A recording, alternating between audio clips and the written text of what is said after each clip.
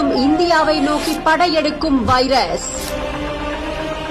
Human மெட்டாப்னோ virus என சொல்லப்படும் HMPV வைரஸால் ஏற்பட போகும் பாதிப்புகள் என்ன? கர்நாடகாவில் நுழைந்திருக்கும் இந்த வைரஸால் பாதிக்கப்பட்ட பச்சிளம் குழந்தைகள்.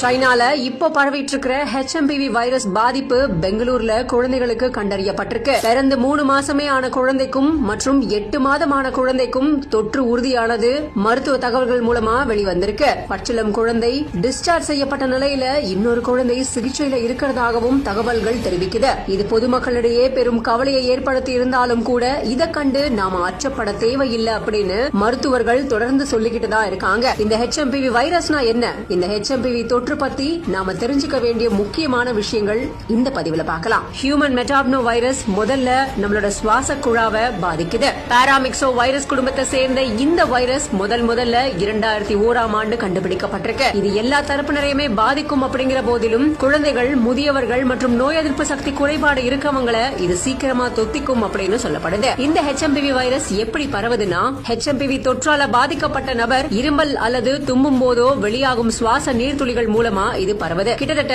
கொரோனா வைரஸ் மாதிரி தான் இதுவும் அப்படின்னு சொல்லப்படுது. வைரஸ் இருக்கிற இடங்கள்ல இல்லனா பொருட்களை தொட்டுட்டு அதுக்கப்புறமா அப்படியே வாய், மூக்கு